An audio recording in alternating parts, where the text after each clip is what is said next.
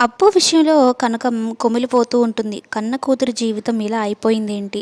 చెయ్యని తప్పుకి శిక్ష అనుభవిస్తోంది. అక్రమ సంబంధం అంటగట్టి నా కూతురి జీవితాన్ని నాశనం చేసేసింది అనామిక అనుకుంటూ బాధపడుతూ ఉంటే, మూర్తి ఒక చక్కని ఉదాహరణతో కనకంకి అర్థమయ్యేలాగా కూతురి విషయంలో ఏం చేయాలో చెప్తాడు.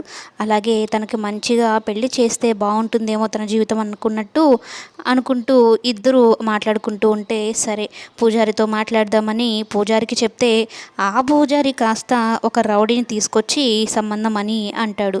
ఆ రౌడీ ఏమో ఇద్దరు పిల్లలున్న తల్లిని చంపేసి పిల్లలని జీవితాలని అన్యాయం చేసేసి మరలా ఇంకో పెళ్లి కోసం సిద్ధపడిపోయాడు.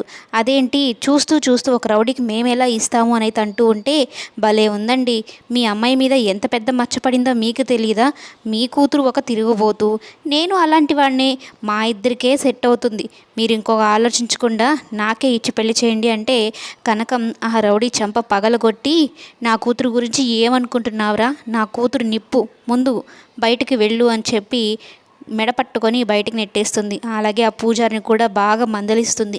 ఒక మంచి సంబంధం తీసుకుని రండి అంటే ఇలా చేస్తారా అనేది అంటూ ఉంటే, బయట గురించి మీకు తెలియడం లేదు, ఇప్పుడు ఎలా మాట్లాడుకుంటున్నారో మీకు అర్థం కానట్లేదు, ఇలాంటి సంబంధమే మంచిది, అన్నీ తెలిసిన వాళ్ళు చేసుకుంటేనే అమ్మాయి బాగుపడుతుంది, లేదంటే అక్కడికి పోయిన అనుమానంతో రోజు నరకయాతన పడాల్సి ఉంటుంది అని చెప్పగానే పిచ్చ కోపం వచ్చేసి కనకం అక్కడి నుంచి వాడిని తరిమేస్తుంది. అప్పు జీవితాన్ని ఎలా సెట్ చేయాలో, తనకి ఎలా పెళ్లి చేయాలో అర్థం కాక సతమతం అవుతూ ఉంటారు కనకం అలాగే